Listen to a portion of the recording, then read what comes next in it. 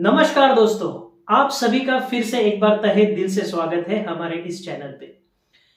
The most trusted mutual fund in 2023 category wise, इसके बारे में आज हम इस वीडियो में डिस्कस करने वाले हैं। बेसिकली हम हर एक कैटेगरी का म्यूचुअल फंड देखेंगे जिसमें 2023 में सबसे ज्यादा इनफ्लो आया हुआ दिखेगा। और इस वीडियो का बेसिक पर्पस ये है कि आपको बताया जाए कि किस म्यूचुअल फंड में निवेशकों ने ज्यादा ट्रस्ट और ज्यादा भरोसा दिखाया है और उसके चलते उसमें ज्यादा से ज्यादा पैसा आते हुए दिख रहा है। उसके पीछे हम रीजन भी ढूंढने की कोशिश करेंगे कि क्यों पर्टिकुलर कैटेगरी में उस म्यूचुअल फंड में ज्यादा पैसा निवेशकों ने इन्वेस्ट किया है। लेकिन इस वीडियो का पर्पस ये नहीं है कि आपको डायरेक्टली जाके उस म्यूचुअल फंड में निवेश करना है, नहीं, बिल्कुल नहीं। आपको बेसिकली अपने रिस्क एपेटाइट के हिसाब से, आपके फाइनेंशियल प्लानिंग के हिसाब से सेबी रजिस्टर्ड इन्वेस्टमेंट एडवाइजर से बात करनी है और उसी के बाद किसी भी म्यूचुअल फंड में निवेश करना है। क्योंकि मैं कोई फाइनेंशियल एक्सपर्ट नहीं हूं, मैं आपके सामने महज एक डेटा रखने की कोशिश कर रहा हूं और उसके पीछे रीजन बताने की कोशिश कर रहा हूं, सो दैट आपके भी नॉलेज में कुछ इजाफा हो जाए, वृद्धि हो जाए और आप जब भी फ्यूचर में डिसीजन लो वो इन्फॉर्म्ड डिसीजन हो। तो यही इस वीडियो का पर्पस है, तो इसे एजुकेशनल पर्पस से कंज्यूम करना काफी जरूरी है। तो सबसे पहले हम बात करेंगे फ्लेक्सी कैप कैटेगरी की। फ्लेक्सी कैप कैटेगरी में ऐसा कौन सा म्यूचुअल फंड है जिसमें 2023 में सबसे ज्यादा इनफ्लोस आते हुए दिखे, और फंड का नाम है पराग पारिक फ्लेक्सी कैप फंड। पराग पारिक फ्लेक्सी कैप फंड में 2023 में तकरीबन 11,000 करोड़ का इनफ्लो आपको दिखेगा और इस फंड ने 2023 के कैलेंडर ईयर में तकरीबन 36% से भी ज्यादा रिटर्न जो है अपने इन्वेस्टर्स को बना के दिए हैं। अब इस म्यूचुअल फंड का बेस्ट परफॉर्म करने का रीजन क्या है, राज क्या है? तो इसके जो CIO है यानी चीफ इन्वेस्टमेंट ऑफिसर, जिनका नाम है राजीव ठक्कर, इनका काफी बढ़िया कन्विक्शन है। Value eight reasonable growth stocks को पिक करने का कन्विक्शन काफी जबरदस्त है और इनकी जो स्टाइल है वो buy and hold for a long time. ITC में भी इन्होंने ऐसे ही बेट ली थी और उसके काफी अच्छे रिजल्ट्स इन्हें देखने को मिले। तो ये म्यूचुअल फंड होल्ड करने में काफी ज्यादा बिलीव करता है, इसलिए इनका जो पोर्टफोलियो टर्नओवर रेशो है वो काफी कम है। 15% से भी कम इनका पोर्टफोलियो टर्नओवर रेशो आपको देखने को मिलेगा। इसी के साथ 15% असेट अंडर मैनेजमेंट इन्होंने फॉरेन इक्विटीज में भी निवेश की है, जैसे कि टेस्ला हो गया या फिर माइक्रोसॉफ्ट, गूगल, जो टेक कंपनीज है USA की, उसमें भी इन्होंने निवेश किया है। तो ट्रू सेंस में ग्लोबल रिस्क मिटिगेट करने का इनका काफी बढ़िया प्लान है और ऐसा नहीं है कि हर साल ये फंड अच्छा परफॉर्म करता है। अगर एग्जांपल के तौर पे मैं आपको बताना चाहूंगा तो 2022 के पहले 6-7 महीने अगर आप देखोगे तो ये म्यूचुअल फंड का परफॉर्मेंस काफी बुरा रहा था। लेकिन म्यूचुअल फंड की फितरत ही यही होती है, कई बार बैड पैचेस आते हैं, लेकिन अगर आपको म्यूचुअल फंड के CIO पे कन्विक्शन है, उनके नॉलेज पे आपको भरोसा है, तो उस म्यूचुअल फंड में बने रहना काफी समझदारी वाली बात होती है, तब जाके आपको अच्छे रिटर्न्स जरूर मिलते हैं। तो इस कैटेगरी का हम देखेंगे सेकंड नंबर का म्यूचुअल फंड कौन सा है जिसमें सबसे ज्यादा इनफ्लो आते हुए नजर आए हैं, और उसका नाम है HDFC फ्लेक्सी कैप फंड। इस फंड में भी तकरीबन एक साल में 3-3.25 हजार करोड़ का इनफ्लो आते हुए दिखा है। इस फंड ने एक साल में 30% से भी ज्यादा रिटर्न्स अपने इन्वेस्टर्स को बना के दिए हैं। अब जब आप HDFC म्यूचुअल फंड की बात करोगे ना, तो ये जो म्यूचुअल फंड हाउस है ये काफी पुराना है। ओवरऑल इस फंड हाउस का जो असेट अंडर मैनेजमेंट है वो काफी ज्यादा है, और जब किसी भी म्यूचुअल फंड हाउस का असेट अंडर मैनेजमेंट ज्यादा होता है तो ऑब्वियस है उस फंड हाउस की जो इनकम होती है वो भी काफी अच्छी होती है, और जब फंड हाउस की इनकम अच्छी होगी तो वो अच्छे टैलेंट को रिटेन कर सकता है, अच्छे रिसोर्सेज यूज करके बेटर परफॉर्मेंस देने की कोशिश कर सकता है, और इसी के चलते इन्वेस्टर्स में भी इन जैसे म्यूचुअल फंड्स के बारे में काफी ज्यादा इंटरेस्ट होता है, भरोसा होता है, और इसी का नतीजा है कि HDFC फ्लेक्सी कैप फंड में भी काफी अच्छे इनफ्लोज आपको आते हुए नजर आएंगे। ये तो हो गई फ्लेक्सी कैप कैटेगरी की बात। अब हम बात करेंगे सबसे इंटरेस्टिंग कैटेगरी जो कि रिटेल इन्वेस्टर की काफी पसंदीदा कैटेगरी है, जिसका नाम है small cap category. Small cap category में सबसे ज्यादा इन्फ्लो आपको दिखेगा 2023 में क्वांट स्मॉल कैप फंड में। जी हाँ, क्वांट स्मॉल कैप फंड में एक साल में तकरीबन 6,900 करोड़ का इन्फ्लो आपको आते हुए दिखेगा। इस फंड ने एक साल में तकरीबन 46% से भी ज्यादा रिटर्न्स अपने इन्वेस्टर्स को बना के दिए हैं। लेकिन इस म्यूचुअल फंड की एक खासियत आपको देखना काफी जरूरी है कि ये जो म्यूचुअल फंड है ना, VLRT फ्रेमवर्क पे निवेश करने की कोशिश करता है। VLRT का लॉन्ग फॉर्म अगर मैं आपको बताना चाहूं तो वो है valuation, liquidity, risk and timing. कई सारे जो एक्सपर्ट्स हैं आपको कहेंगे time is more important than timing in stock market, लेकिन ये म्यूचुअल फंड की जो अप्रोच है ना वो काफी अलग है। ये लोग वैल्यूएशन, लिक्विडिटी, रिस्क इस पे तो काम करते ही है, लेकिन ये फर्मली बिलीव करते हैं कि मार्केट को टाइम करना काफी जरूरी है अगर आपको एक्स्ट्रा अल्फा जनरेट करना है। और इसी के चलते अगर आप इनका पोर्टफोलियो टर्नओवर रेशियो देखोगे तो 100% से भी ज्यादा इनका पोर्टफोलियो टर्नओवर रेशियो है। इसका मतलब क्या कि ये एक साल में 100% से भी ज्यादा बार अपने स्टॉक्स को बेचते हैं, खरीदते हैं।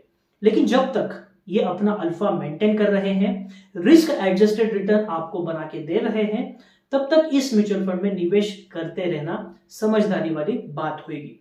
लेकिन स्मॉल कैप कैटेगरी जो है काफी रिस्की कैटेगरी है, इसलिए अपने पोर्टफोलियो का सारा पैसा स्मॉल कैप में निवेश करना यह समझदारी वाली बात बिल्कुल नहीं है। अब हम बात करेंगे इसी कैटेगरी का सेकेंड नंबर पे जो म्यूचुअल फंड आता है, जो कि काफी पॉपुलर है, जिसका नाम है Nippon India small cap fund. जी हाँ, निप्पॉन इंडिया में एक साल में तकरीबन 6,600 करोड़ का इन्फ्लोज आते हुए दिखा है। और सबसे इंटरेस्टिंग बात, इस म्यूचुअल फंड ने सबसे ज्यादा 48% के रिटर्न्स अपने कैटेगरी में जनरेट करके दिए हैं इन्वेस्टर्स को। अब इस कैटेगरी का ये जो फंड है, इसकी भी एक स्पेशलिटी है। ये जो फंड है निप्पॉन इंडिया का, इसका असेट अंडर मैनेजमेंट ह्यूज है। स्मॉल कैप कैटेगरी के कंपैरिजन में इसका असेट अंडर मैनेजमेंट 40,000 करोड़ से भी ज्यादा है। और कई एक्सपर्ट्स आपसे कहेंगे कि as far as small cap category is concern, जब इतना ज्यादा असेट अंडर मैनेजमेंट हो जाता है तो स्टॉक्स में निवेश करना या फिर स्टॉक से एग्जिट करना काफी मुश्किल होता है। और इसी के चलते ये जो म्यूचुअल फंड है ना, इसने अपना पोर्टफोलियो जो है 100 से भी ज्यादा स्टॉक में डाइवर्सिफाई किया है। अगर आप इनका पोर्टफोलियो प्रॉपर्ली देखोगे तो तकरीबन 106 या 108 स्टॉक्स आपको इसके लिस्ट में मिल जाएंगे। अब एक्सपर्ट्स ये भी कहते हैं कि अगर आपको अच्छे रिटर्न्स जनरेट करने हैं, अच्छा अल्फा क्रिएट करना है, तो कॉन्सेंट्रेटेड पोर्टफोलियो होना काफी जरूरी है। लेकिन इस म्यूचुअल फंड की खासियत यही है कि डाइवर्सिफाइड पोर्टफोलियो होते हुए भी इन्होंने काफी अच्छे रिटर्न्स अपने इन्वेस्टर्स को जनरेट करके दिए हैं। और इसी का नतीजा है कि कई सारे इन्वेस्टर्स जो है वो इस म्यूचुअल फंड पे काफी ज्यादा भरोसा करते हैं। अब हम बेसिकली बात करेंगे मिड कैप कैटेगरी की। तो मिड कैप कैटेगरी में सबसे ज्यादा इन्फ्लो आपको दिखेगा कोटक इक्विटी फंड में। अब कोटक इक्विटी जो फंड हाउस है ना, इसकी भी बहुत इंटरेस्टिंग चीज है। ये जो फंड हाउस है कभी भी लाइमलाइट में आपको नहीं दिखेगा, जैसे कि निप्पॉन इंडिया काफी लाइमलाइट में होता है, क्वांट के फंड्स काफी लाइमलाइट में होते हैं। लेकिन ये जो फंड्स होते हैं ना कोटक के, ये साइलेंटली अपना काम करते हैं। उसके स्मॉल कैप कैटेगरी का भी आप फंड देख लीजिए और मिड कैप कैटेगरी का भी फंड आप देख लीजिए, काफी बेहतर परफॉर्म करते हैं। Consistency is the key for the Kotak equity fund. और इसी के चलते ये जो फंड है इसमें भी मिड कैप कैटेगरी का काफी अच्छे इन्फ्लोज आते हुए आपको नजर आएंगे। मिड कैप कैटेगरी का सेकंड नंबर का कौन सा म्यूचुअल फंड है, तो उसका नाम है HDFC mid cap opportunity fund. अब ये जो फंड है इसकी भी एक रोचक कहानी है। मैं खुद इस फंड में निवेशित हूं। 2016 से लेके 2019-20 तक मेरे इस फंड से काफी बुरे रिटर्न्स जनरेट हुए थे, टू बी ऑनेस्ट। लेकिन पता नहीं मेरा नेग्लिजेंस था या आलसीपना कहो कि मैं इस म्यूचुअल फंड में ना टिका रहा, बस इसमें मैं निवेश करता रहा, मैंने कभी ज्यादा उसके बारे में सोचा नहीं। लेकिन इसका नतीजा मुझे काफी अच्छी तरीके से मिला। 2020, 21, 22 और 23 पिछले 3-4 साल में ये जो परफॉर्मेंस है ना इसका काफी स्टेलर रहा है। अपने कैटेगरी में बेस्ट परफॉर्मिंग ये म्यूचुअल फंड रहा है, जिसका नाम है HDFC mid cap opportunity fund. और इसी परफॉर्मेंस के चलते रिसेंटली ये जो म्यूचुअल फंड है इसमें भी काफी ज्यादा इनफ्लो इन्वेस्टर्स की तरफ से आपको देखने को मिलेगा। अब हम बात करेंगे लार्ज कैप कैटेगरी के बारे में। तो लार्ज कैप कैटेगरी में सबसे ज्यादा इनफ्लो जो आया है वो आया है निप्पॉन इंडिया के लार्ज कैप फंड में।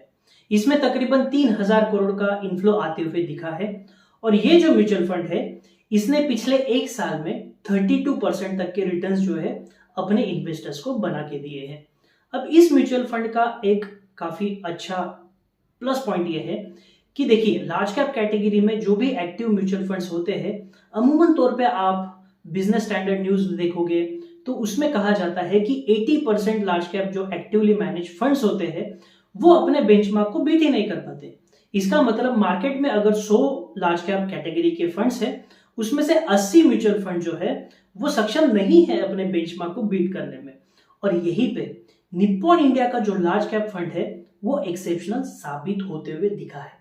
कंसिस्टेंट बेसिस पे इस म्यूचुअल फंड ने अपने बेंचमार्क को बीट किया है और अगर इस साल भी आप देखोगे ना तो इसने 32% के रिटर्न्स लार्ज कैप कैटेगरी में जनरेट करके दिए हैं।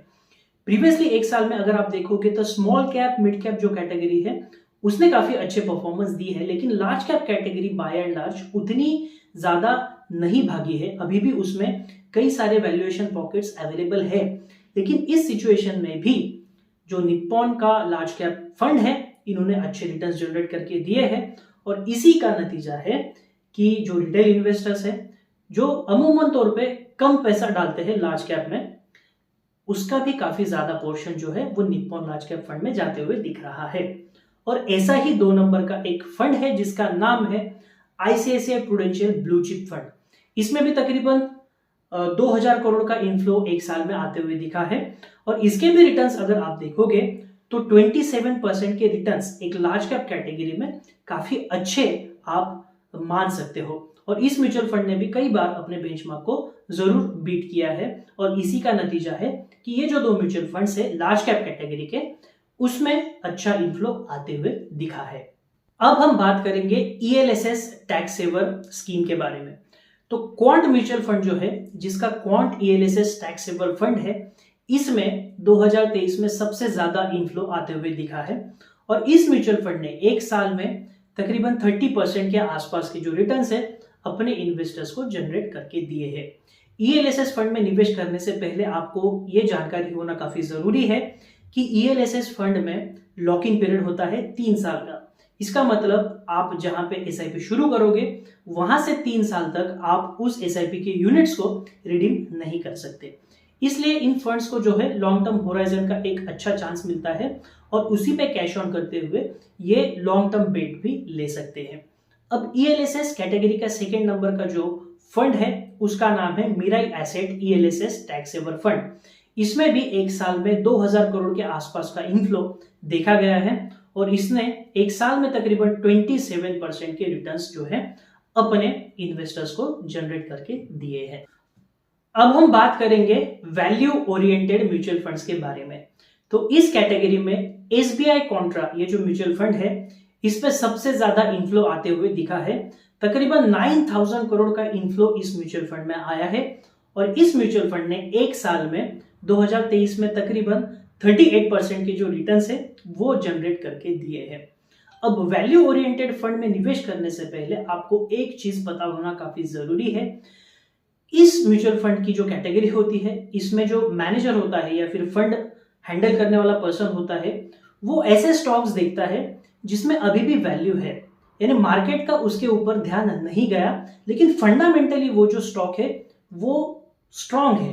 तो ऐसे स्टॉक्स में क्या होता है वैल्यू अनलॉक होने के लिए 2-3 साल का वक्त भी जा सकता है। इसलिए जब भी आप वैल्यू ओरिएंटेड फंड्स में इन्वेस्ट करोगे तो आपको कंसीडर करना पड़ेगा कि शायद ये फंड जो है ये 2-3 साल के लिए परफॉर्म ना करे, लेकिन जब वैल्यू डिस्कवर होती है, री रेटिंग होती है किसी स्टॉक की, तो इस तरीके के जो फंड है 1-2 साल में पिछले 3-4 साल का पूरा बैकलॉग भर के निकालते हैं। और इसी कैटेगरी का एसबीआई कॉन्ट्रा जिसमें सबसे ज्यादा निवेश आते हुए दिखा है। 2nd रैंकिंग पे जो म्यूचुअल फंड है वैल्यू ओरिएंटेड कैटेगरी का वो है आईसीआईसीआई प्रूडेंशियल का वैल्यू डिस्कवरी फंड, जिसमें एक साल में 1100 करोड़ का इनफ्लो आते हुए दिखा है। और इस म्यूचुअल फंड ने भी एक साल में 31% के आसपास जो है वो रिटर्न्स अपने इन्वेस्टर्स को जनरेट करके दिए हैं। एक बात ध्यान में रखिए, वैल्यू ओरिएंटेड फंड में निवेश करने से पहले आपका टाइम होराइजन ज्यादा होना काफी जरूरी है, क्योंकि वैल्यू को अनलॉक होने के लिए टाइम लग सकता है। सबसे आखिरी कैटेगरी जिसके बारे में हम बात करेंगे वो है large and mid cap category. इसमें सबसे ज्यादा जो इनफ्लो है वो SBI large and mid cap में आते हुए दिखा है। अब इसके जो रिटर्न्स है पिछले एक साल के, वो अगर देखोगे तो करीबन 27% के रिटर्न्स इस म्यूचुअल फंड ने आपको जनरेट करके दिए हैं। जब भी आप large and mid cap category में निवेश करोगे तो आपको एक समझना जरूरी है कि ये कैटेगरी किस इन्वेस्टर के लिए सुटेबल है। कुछ इन्वेस्टर्स ऐसे होते हैं जिन्हें प्योरली मिड कैप की जो रिस्क है वो भी नहीं चाहिए होती है, और लार्ज कैप का जो अंडर परफॉर्मेंस है वो भी उन्हें नहीं चाहिए होता है। तो ऐसे इन्वेस्टर्स के लिए large and mid cap category जो है वो सुटेबल हो सकती है। क्यों? क्योंकि इस कैटेगरी में फंड मैनेजर का जो स्टॉक का यूनिवर्स होता है वो थोड़ा लंबा होता है, 250 स्टॉक्स का। पहले 100 स्टॉक्स लार्ज कैप कैटेगरी के होते हैं, बाद के 150 स्टॉक जो होते हैं वो मिड कैप कैटेगरी के होते हैं। तो फंड मैनेजर को थोड़ी फ्लेक्सिबिलिटी मिल जाती है एक एक्स्ट्रा रिटर्न जनरेट करने की, with the help of extra safety, जो कि वो लार्ज कैप में निवेश करके जरूर सेफ्टी जनरेट कर सकते हैं। तो इस कैटेगरी में वही निवेशक इन्वेस्ट करें जिन्हें डर लगता है प्योरली मिड कैप और स्मॉल कैप में निवेश करने से। इस कैटेगरी का जो सेकंड नंबर का जो म्यूचुअल फंड है उसका नाम है again HDFC large and mid cap category. इसने पिछले एक साल में 37% के रिटर्न्स जनरेट करके दिए हैं। अगर आप एचडीएफसी फंड हाउस का ही मिड कैप अपॉर्चुनिटीज फंड देखोगे तो उसने काफी बेटर परफॉर्म दिया है, और इसी के चलते लार्ज एंड मिड कैप ने भी बेटर परफॉर्म किया है, क्योंकि इनकी मिड कैप स्टॉक्स चूज करने वाली जो टीम है वो शायद एक ही होगी, और दोनों म्यूचुअल फंड में आपको कॉमन स्टॉक्स दिखेंगे। तो आज के वीडियो में मैंने आपको विद रीजन बताने की कोशिश की है कि कौन कौन से कैटेगरी में ज्यादा इन्फ्लोज आए और क्यों आए। आई होप आपको इस वीडियो से काफी अच्छी नॉलेज मिली होगी। अगर आपको इसी तरीके के वीडियोस पसंद है तो इस चैनल को सब्सक्राइब कीजिएगा और आपके दोस्तों के साथ शेयर करने के लिए मत भूलिए। हम फिर मिलेंगे एक तगड़े टॉपिक के साथ, तब तक के लिए bye bye, have a nice day.